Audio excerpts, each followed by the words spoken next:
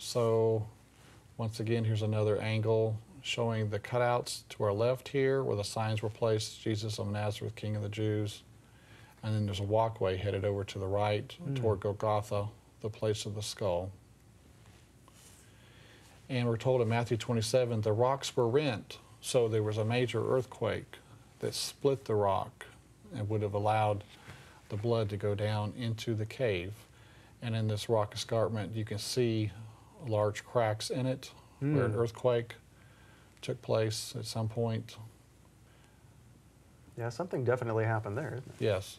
And there's an image again of the cross hole that's down below and in front of where those cutouts were that we saw earlier. This would be the cross hole. So this below that modern deck? Yes, below the deck, there. Yeah, about 40, well, it'll be about maybe approximately 25 feet below that. Is that still exposed, or how would someone... It's all covered up. It's all covered up now? The cross hole, yes. Okay. Yes, it's below 20 to 25 feet of earth at this point. But this was the cross hole plug. When the cross hole was not being used, the stone was placed in the hole so it would not fill up with debris, so people wouldn't fall in it or whatever. That's a large hole. Yes. So it's approximately 12 inches by 13 inches. Wow. Yes. And so here it is again. This is probably the bottom side of it where it was turned over. And to the right, we see deck timber from Noah's Ark while we're on the slide. But so that's coming next episode. Yes, those are two interesting items there. So there's a cross hole plug. And also in the cave were found 7 oil lamps in the Ark of the Covenant cave. 6 were turned over to the Israel Antiquities Authority, and Ron kept one of them. It's interesting. This lamp here shows a ram in a thicket. Ah, yes, it does. Now, I saw that picture earlier, and I wondered what that goat was doing. We recall a story relating to Abraham where there was a ram in a thicket in Isaac. This is the same hill, Mount Moriah, where Abraham was to sacrifice Isaac. But God said, no, I will provide a sacrifice. He provided the ram that day, but then 2,000 years later, he provided his own son for us. So same location where Abraham was to sacrifice Isaac, God had to sacrifice his own son. I've heard some people say, that's terrible, God wanted Abraham to sacrifice Isaac. That is so terrible. But God had to do it to his own son. Very heartbreaking.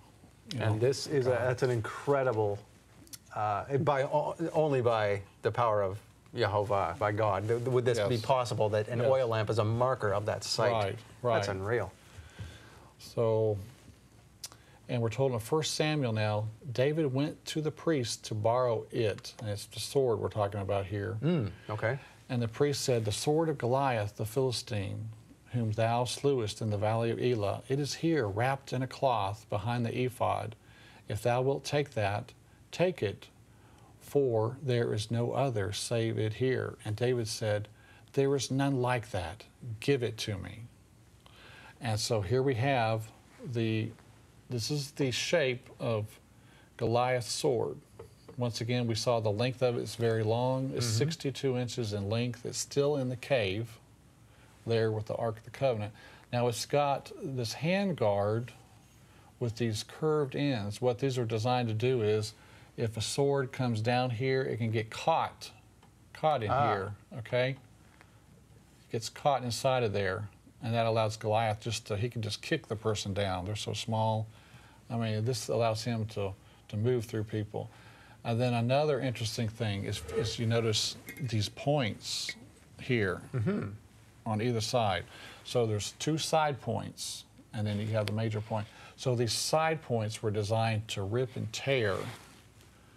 As he's slicing across somebody, this will rip and tear their mail, the chain mail that they're carrying, or whatever type of armor. This is designed to slash and tear through somebody.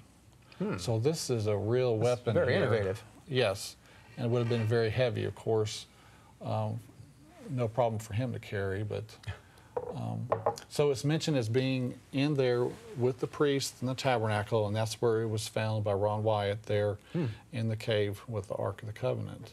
Now, I guess all the proof anyone will need is when that area is finally opened to the public and everything is seen there many years after Ron has passed, and it's exactly as he said it was. Yes. He'll finally be... Yes, we'll see this at some point. Yeah. So now we've got a video. The fourth trip I made into this chamber, it was spotless. The furnishings were set in perfect order. The Ark of the Covenant, however, had been placed against the wall, the end of the cave. The end of the cave was a beautiful crystal radiating the colors of the rainbow. Now, I know New Age and all that goes in for rainbows, so do homosexuals and all of that. But God used it first, all right? It's around his throne, and it's around his earthly throne. Now, there's no veil in this setup, so it is the earthly, it's God's temple on earth, or his residence where he once dwelt. And anyway, when I found it like this, there were 4 young men standing in there. And I started to say, you know, what are you doing here?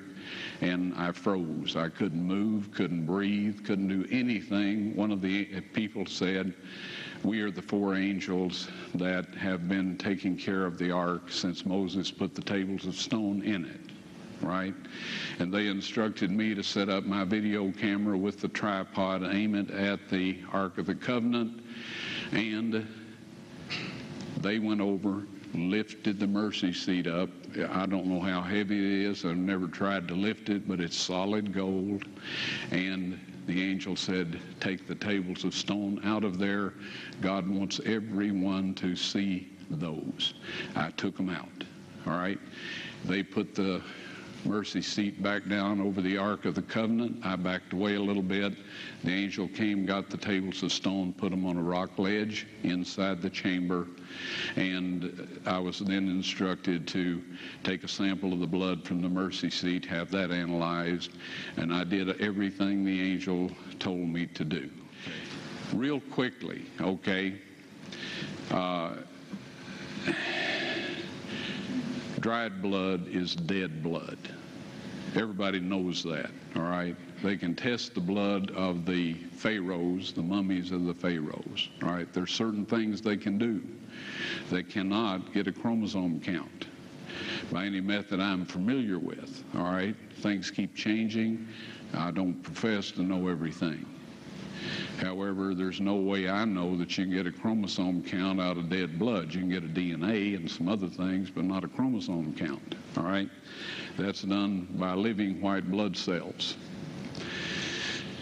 Now then, first of all, in this analysis, I took the blood into a laboratory in Israel. I asked one of the people I work with in antiquities, where is a good laboratory that does reliable work?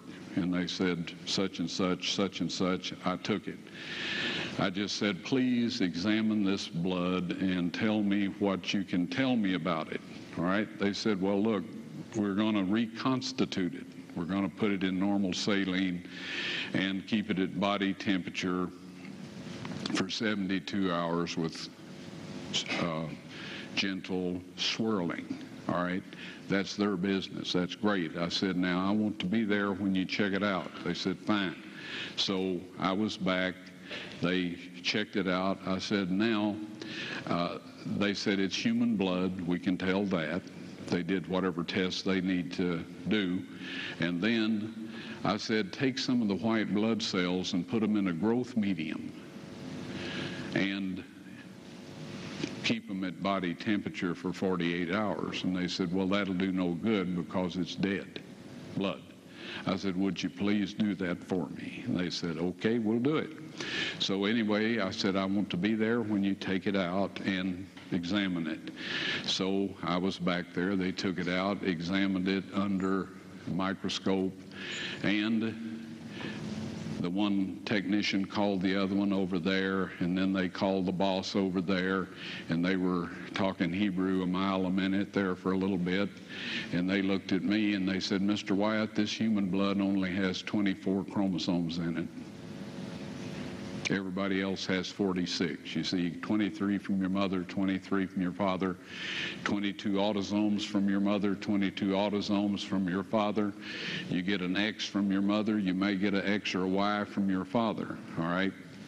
This blood had 23 chromosomes from the mother's side, one Y chromosome only. You see, the child could not have developed if they hadn't had the autosomes from the mother. So all of his physical characteristics were determined by his mother's side of the family, her autosomes. His maleness was determined by this one Y that came from a source, not a human male. Then they said, this blood is alive. And then they said, whose blood is this?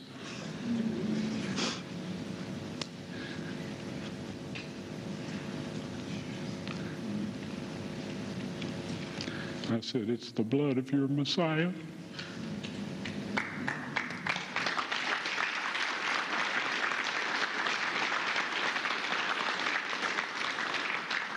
And I assure you, those men's lives have changed.